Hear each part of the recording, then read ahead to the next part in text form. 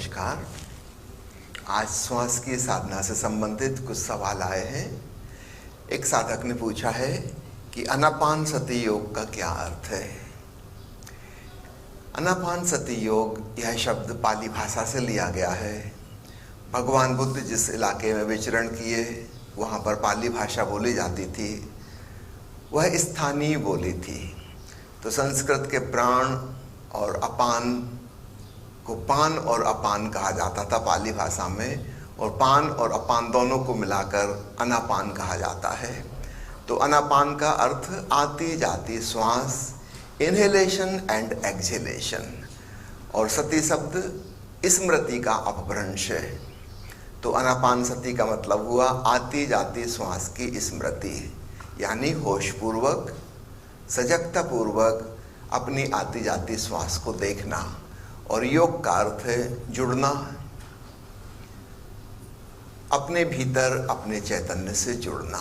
सामान्यतः हम अपने तन मन से आइडेंटिफाइड हो गए। जब हम अपने भीतर अपनी चेतना से तादात्म्य बनाते हैं तो हमारा योग हुआ, हम स्वयं से जुड़े, अपने से संयुक्त हुए।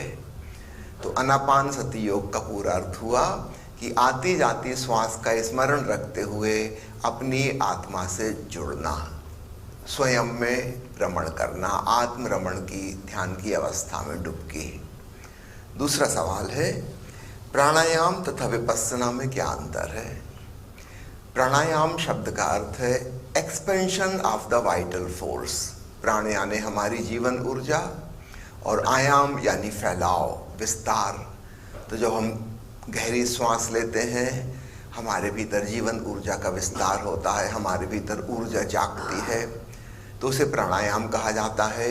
योग में प्राणायाम की विभिन्न विधियां हैं जिनसे आप परिचित ही होंगे, यहाँ मैं उनका उल्लेख नहीं करूँगा।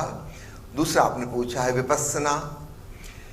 विपस्सना शब्द संस्कृत की पश्च धातु से बना है जिसका अर्थ है देखना।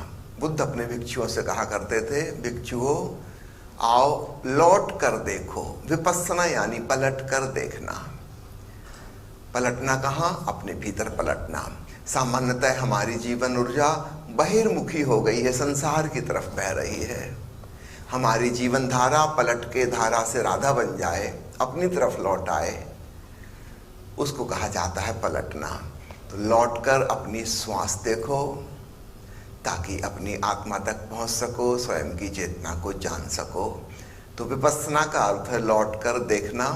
इस देखने की 3 विधियां हैं जो भगवान बुद्ध ने कही। तो विपस्सना के 3 रूप हैं, एक है स्थूल, एक है बहुत सूक्ष्म, और एक है बीच में मध्यम।